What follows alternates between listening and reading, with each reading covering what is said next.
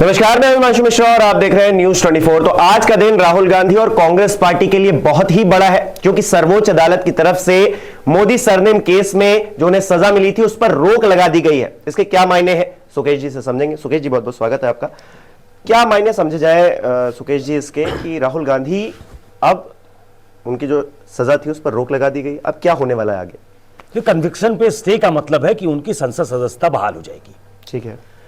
Conviction पे stay का मतलब है कि जो तलवार उन पे लटक रही थी कि ये चुनाव नहीं, वो अगला चुनाव भी नहीं लड़ पाएंगे, उससे भी वो फिलहाल उनको राहत मिल गई है। ये मामला चलेगा, लेकिन कन्विक्शन पे स्टे एक बहुत बड़ा शॉट इन द आर्म है कांग्रेस पार्टी के लिए।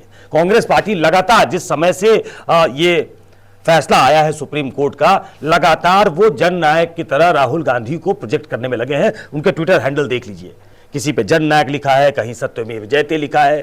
तो राहुल गांधी को एक ऐसे नेता के तौर पे प्रस्तुत करने का एक बार फिर समय आया है उनके पास कि चाहे वो निचली अदालत हो या उच्च अदालत हो, उन्होंने उस केस को ठीक से एग्जामिन नहीं किया, या जो सजा दी वो अधिकतम सजा दी और राहुल गांधी एक तरीके से बरी होकर आ गए हैं, ऐसा कांग्रेस दिखाना चाहेगी। तो इसके कई निहितार्थ निकलते हैं। राहुल गांधी, कांग्रेस की पॉलिटिक्स आज की तारीख में राहुल गांधी के इर्द गिर्द घूमती है। जब से उन्होंने भारत जोड़ो यात्रा की है, उन्होंने एक अपना सपोर्ट बेस बढ़ा लिया है। कांग्रेस पार्टी के कार्यकर्ता, उनके जो ऑफिस बेरर हैं, वो they are like on the feet now. उनको लगता है क्या कि राहुल गांधी को जो एक तरीके से विलन बनाने की कोशिश हुई थी, उनको पप्पू प्रोजेक्ट करने की जो एक प्रोजेक्ट चला था, उसको राहुल गांधी ने फेल कर दिया है। जिस समय से भारत जोड़ो यात्रा हुई है, कांग्रेस की पूरी कोशिश यही है। उन पे आरोप लगता था परिवारवाद का, तो कांग्रेस पार्टी ने जिस समय से मल्लिकार्जुन खड़गे कांग्रेस पार्टी के अध्यक्ष बने हैं, तो यह बैगेज भी उन्हें लगता है कि गांधी परिवार से अब हट गया है, कि गांधी परिवार इज रनिंग द शो।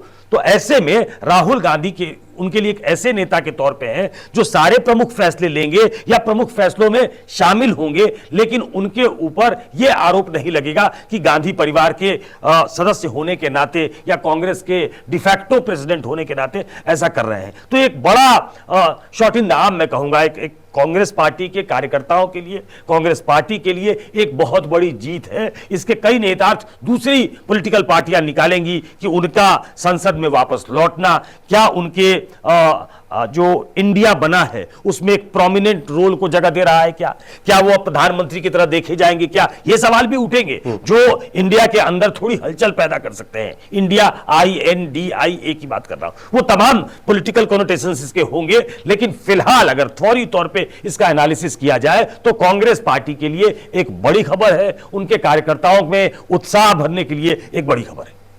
और अखिलेश यादव इस बात का जिक्र कर रहे हैं कि एक बार फिर से सुप्रीम कोर्ट में एक आस्था बढ़ी है, क्योंकि अभी तक कहा जा रहा था कि सुप्रीम कोर्ट ने भी इस बात का जिक्र किया, जो पूर्णेश मोदी थे उनके वकील से कहा कि ये सजा जो मिली है 2 साल की, ये 1 महीना कम भी हो सकती थी, इससे चीजें बच भी सकती थी, सदस्यता नहीं जा सकती थी। तो ऐसा क्यों नहीं हुआ, क्यों इन सब चीजों को लेकर भी बहस हुई? उन्होंने ये कहा, जो मैंने जजमेंट सुना है, देखा है, पढ़ा है एट ए ग्लांस, उसमें जो इंपॉर्टेंट बात है वो ये है कि 2 साल ही क्यों? हाँ, अगर इससे थोड़े दिन की कम की सजा होती तो उनकी संसद सदस्यता बचती। इससे सिर्फ वही विक्टिमाइज नहीं हो रहे हैं, इससे वायनाड भी विक्टिमाइज हो रहा है जहां के वो सांसद है। और ये भी बताया उन्होंने कि जो अधिकतम सजा देने की जो वजह है वो रिस्पेक्टिव कोर्ट्स ने ये बताई नहीं है। तो एक तरीके से जो फैसला था उस पे एक सवाल सुप्रीम कोर्ट ने उठाया है, इसीलिए उस 2 साल के सजा पे के कन्विक्शन पे स्टे लगा दिया कि आपने उसको एक्सप्लेन नहीं किया कि आखिर आपने अधिकतम सजा क्यों दी। और इसको विक्ट्री की तरह कांग्रेस पार्टी, जाहिर तौर पे कोई भी पॉलिटिकल पार्टी इसको विक्ट्री की तरह लेगी, उनको कोई इस आरोप से बरी नहीं किया है। उनकी सजा पे, कन्विक्शन पे स्टे लगा है, हुआ सिर्फ इतना है, लेकिन उनके संसद में लौटने को लेकर रास्ता साफ हो गया। जब मैं आपसे बात कर रहा हूं, अधीर रंजन चौधरी ऑलरेडी स्पीकर से मिल चुके हैं, और स्पीकर से जो प्रोसेस होता है, एक लंबा चौड़ा पैराफर्नेलिया होता है, चूंकि उनको संसद से हटाया गया था और उनका मकान भी खाली हो गया, वो पूर्व संसद सदस्य हो गए थे, उन्होंने अपने ट्विटर बायो पे डिस्क्वालिफाइड एमपी लिख लिया था, तो अब वो सदस्यता कैसे बहाल होगी, कोर्ट की जो ऑर्डर की कॉपी होगी वो स्पीकर ऑफिस जाएगी, स्पीकर को बताया जाएगा, स्पीकर उस फैसले से अवगत जब होंगे तो उनकी संसद सदस्यता बहाल होगी। तो Congress is on toes now. Congress को यह लगता है कि ऐसे समय में जब मणिपुर पे चर्चा होनी है, नो कॉन्फिडेंस आना है, तो जल्दी से जल्दी राहुल गांधी सदन में आ जाएं और फिर वो फेस करें। एक ट्वीट ये भी है कि फिर से आ रहा है राहुल गांधी, मतलब संसद में जो वो उन्होंने अदानी का मसला उठाया था और सवाल उठाया था नरेंद्र मोदी पे और उनके क्रोनी कैपिटलिज्म पे, उन्होंने कैसे किसी एक खास व्यक्ति को धन संचय करवाया है, यह दिखाने की कोशिश की थी अडानी का पोस्टर लगा के। तो उस पोस्टर के साथ फिर से कांग्रेस पार्टी यह दिखा रही है कि सवाल पूछने वाला एक आदमी है, सवाल पूछने वाला राहुल गांधी है, एंड ही इज बैक। ये दिखाने की कोशिश है। तो आज का दिन कांग्रेस पार्टी के लिए इसलिए बड़ा है कि उन्हें लगता है कि उनका नेता अब फोर फ्रंट में आ गया है, मेन स्ट्रीम में आ गया है और संसद में तब आ गया है जब संसद का सत्र चल रहा है।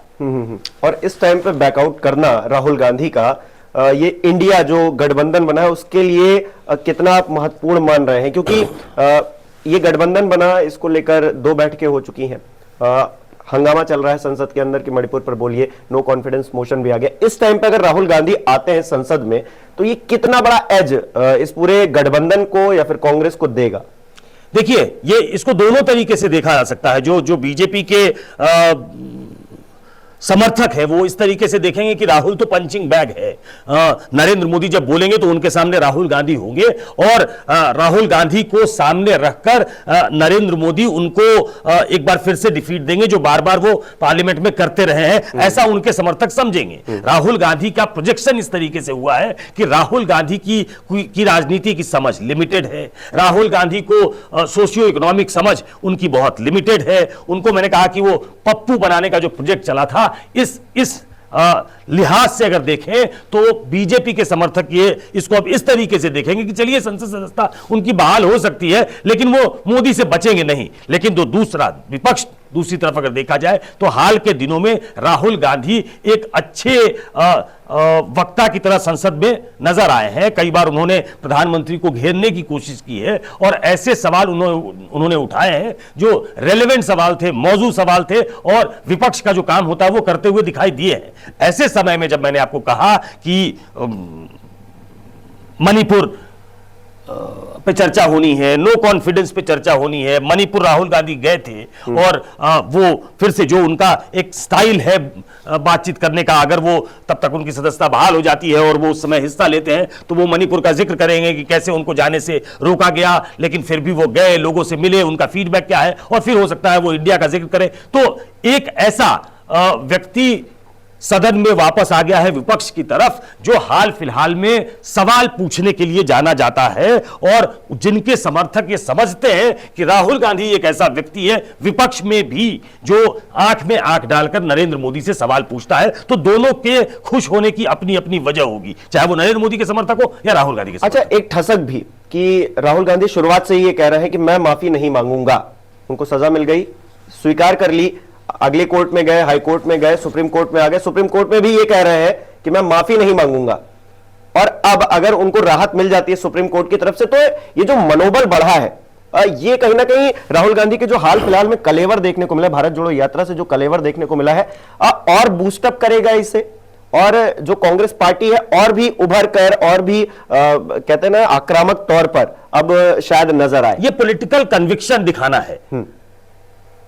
जिस व्यक्ति को ऐसे पेंट किया गया हो कि वो पार्ट टाइम पॉलिटिशियन है, वो कंसिस्टेंट नहीं है अपनी राजनीति में, इस छवि को बदलने की कोशिश है। भारत जोड़ो यात्रा में भी यही हुआ था और भारत जोड़ो यात्रा के बाद जो ये हो रहा है, ये पॉलिटिकल कन्विक्शन दिखाने का, राहुल गांधी का ये कहना कि मैं माफी नहीं मांगूंगा।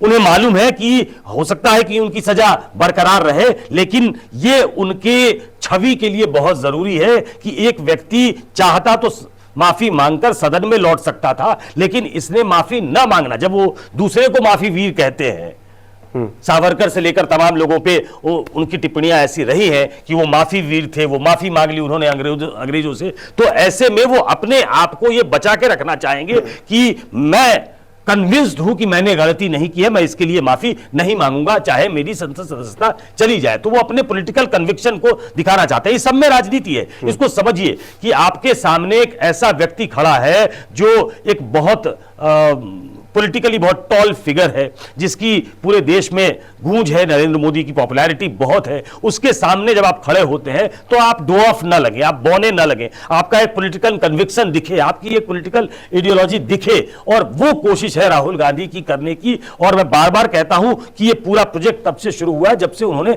भारत जोड़ो यात्रा प्रारंभ की, तो उनको एक कंसिस्टेंट, एक मैच्योर, एक समझदार और एक कन्विक्शन वाला पॉलिटिशियन बनाने की कोशिश हुई है कांग्रेस की तरफ से। ये फैसला भी उसी की दिशा में एक कदम है जिस तरीके से कांग्रेस उनको आगे पेंट करना चाहेगी।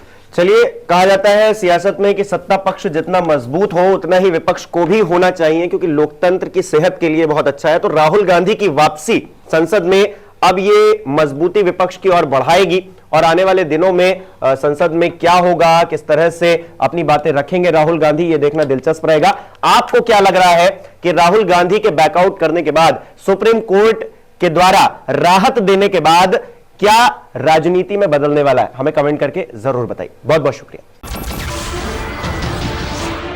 नमस्कार, मैं हूं मानक गुप्ता। अगर आपको हमारा ये वीडियो पसंद आया हो तो इसे लाइक और शेयर जरूर करें, और हां, हमें सब्सक्राइब और फॉलो करना ना भूलें ताकि आप देश और दुनिया की कोई खबर मिस ना करें। तो जुड़े रहिए हमारे साथ और देखते रहिए News 24।